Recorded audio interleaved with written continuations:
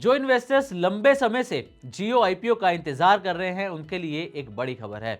जियो IPO में एक बड़ा यू टर्न देखने को मिल रहा है और मुकेश अंबानी ने इस आईपीओ की पूरी स्ट्रेटजी ही बदल दी है। इस बार मामला सिर्फ लिस्टिंग का नहीं बल्कि स्ट्रेटजी, वैल्यूएशन, इन्वेस्टर कॉन्फिडेंस और रिटेल इन्वेस्टर्स के फ्यूचर रिटर्न से जुड़ा हुआ है। अब सवाल यह है कि जिस जियो आईपीओ का निवेशक इतने सालों से इंतजार कर रहे थे, उसमें मुकेश अंबानी ने क्या बदलाव कर दिया है? क्या आईपीओ में वैल्यूएशन को लेकर अंदर खाने कुछ बड़ा चल रहा है? वैल्यूएशन को लेकर क्या कुछ बवाल हुआ है या फिर जो बदलाव किया जा रहा है वो रिटेल निवेशकों को देखते हुए किया जा रहा है? जियो आईपीओ का डीआरएचपी कब फाइल किया जाएगा? इसकी लिस्टिंग कब होगी? चलिए इस वीडियो में आपको पूरी डिटेल में बताते हैं। तो ईटी की रिपोर्ट के मुताबिक जियो आईपीओ में क्या बदलाव हुआ है, पहले आप इसको समझ लीजिए। तो आईपीओ स्ट्रक्चर में बड़ा बदलाव जो है वो किया जा रहा है। पहले प्लानिंग ये थी कि जियो का आईपीओ पूरे तरीके से ओएफएस यानी कि ऑफर फॉर सेल होगा, जिसमें जो मौजूदा स्टेक होल्डर्स हैं वो शेयर बेचते हुए नजर आएंगे।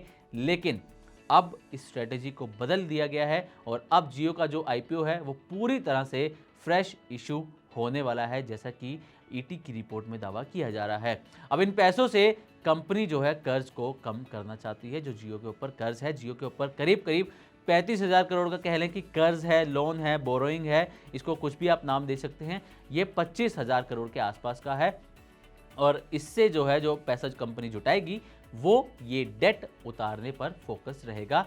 मौजूदा शेयर होल्डर्स जो है शेयर नहीं बेचेंगे, ऐसा रिपोर्ट्स में दावा किया जा रहा है और जो पूरा पैसा है वो जियो प्लेटफॉर्म के पास जाता हुआ नजर आएगा।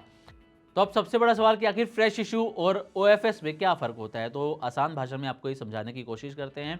दरअसल अगर आईपीओ में ओएफएस यानी कि ऑफर फॉर सेल होता है तो एग्जिस्टिंग इन्वेस्टर्स अपने शेयर्स बेचते हैं और पैसा उनके पास जाता है। लेकिन फ्रेश इशू में नए शेयर्स जारी होते हैं और आईपीओ से जुटा पैसा सीधा कंपनी के बिजनेस एक्सपेंशन, डेट रिडक्शन या फिर फ्यूचर प्रोजेक्ट्स में इस्तेमाल किया जाता है। यानी कि जियो के मामले में अब आईपीओ से आने वाला पैसा कैपिटल बिजनेस ग्रोथ में लग सकता है और यही इस खबर को बेहद खास बनाता है।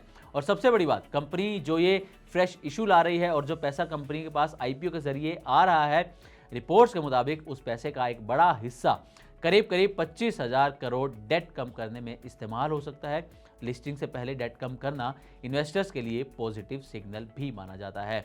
अब आपके मन में एक सवाल ये भी उठ रहा होगा कि आखिर ये अचानक से इतना बड़ा बदलाव क्यों हुआ है? जो आईपीओ पहले ओएफएस था अब उसे पूरे तरीके से फ्रेश इशू क्यों किया जा रहा है, तो ये भी आपको बताते हैं। दरअसल रिपोर्ट्स के मुताबिक जियो के एग्जिस्टिंग इन्वेस्टर्स और रिलायंस मैनेजमेंट के बीच वैल्यूएशन को लेकर अलग अलग राय सामने आई है। कुछ इन्वेस्टर्स हायर वैल्यूएशन चाहते थे जबकि रिलायंस रिपोर्टेडली कंजर्वेटिव प्राइसिंग चाहती है ताकि लिस्टिंग के बाद रिटेल इन्वेस्टर्स को बेहतर एक्सपीरियंस मिले और स्टॉक पर एक्सेसिव प्रेशर ना आए। यानी कि ये साफ है, मुकेश अंबानी शायद लिस्टिंग डे हाइप से ज़्यादा लॉन्ग टर्म मार्केट परफॉर्मेंस पर फोकस कर रहे हैं। अब आते हैं कि इसकी वैल्यूएशन क्या हो सकती है, जिसको लेकर जो है एक राय नहीं बन पा रही है। अब ये जान लीजिए, तो पहले जो एक अनुमान जताया जा रहा था वो ये था कि जियो आईपीओ की जो वैल्यूएशन है वो 180 बिलियन डॉलर यानी कि करीब करीब 17 लाख करोड़ के आसपास हो सकती है। लेकिन अब जो रिपोर्ट सामने आ रही है उसमें जो वैल्यूएशन है वो 133 बिलियन डॉलर से लेकर 154 बिलियन डॉलर के बीच हो सकती है।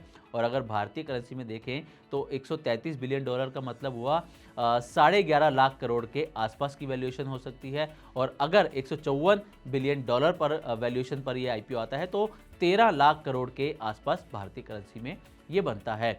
अब इस हिसाब से जियो आईपीओ का साइज़ क्या होगा ये भी आप समझ लीजिए। तो रिपोर्ट्स में ये दावा किया जा रहा है कि जियो करीब 2.5% स्टेक अपना बेच सकती है और 2.5% स्टेक अगर अपना बेचती है जियो, तो अगर वैल्यूएशन 133 बिलियन डॉलर हुई तो आईपीओ का जो साइज़ है वो 28,000 करोड़ के आसपास हो सकता है।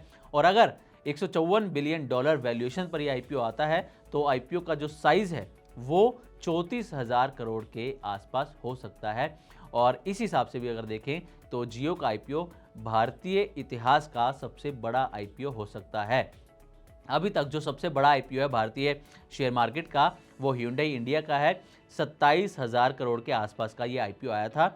इससे बड़ा आईपीओ अभी तक नहीं आया है। लेकिन हाँ, अगर जियो इस वैल्यूएशन पर इस साइज का आईपीओ लेके आती है तो सबसे बड़ा आईपीओ वो हो सकता है।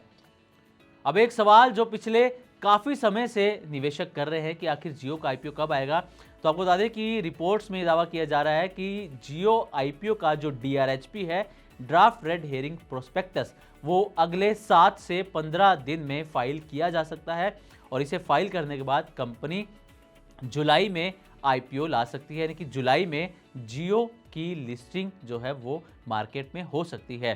पहले अनुमान ये था कि जून के अंदर जो है वो लिस्टिंग जियो के आईपीओ की हो सकती है। अब आते हैं कि निवेशक किन चीज़ों पर, किन बातों पर नज़र रखें अगर ये आईपीओ आ रहा है, अगर आप आईपीओ में पैसा लगाते हैं तो। सबसे पहले नज़र रखें कि आखिर डीआरएचपी कब फाइल किया जाता है, फाइनल वैल्यूएशन क्या रहती है आईपीओ की, आईपीओ का इशू साइज कितना होगा और रिटेल एलोकेशन उसमें कितना होगा। यही 3 फैक्टर्स ये तय करेंगे कि जियो आईपीओ सिर्फ हेडलाइन बनेगा या फिर वेल्थ क्रिएशन अपॉर्चुनिटी भी बनेगा। हालांकि साथ ही कई जो मार्केट एनालिस्ट हैं वो ये भी कह रहे हैं कि अगर इशू बहुत प्रीमियम वैल्यूएशन पर आता है तो लिस्टिंग गेन्स लिमिटेड हो सकते हैं या फिर पोस्ट लिस्टिंग प्रॉफिट बुकिंग आ सकती है। वोलेटिलिटी भी यहाँ पर देखने को मिल सकती है, जैसा कि कई मार्केट एक्सपर्ट्स यहाँ पर दावा कर रहे हैं। अब नज़र ये रहेगी कि जियो आईपीओ के लिए डीआरएचपी कब फाइल किया जाता है और इसकी लिस्टिंग कब तय होती है।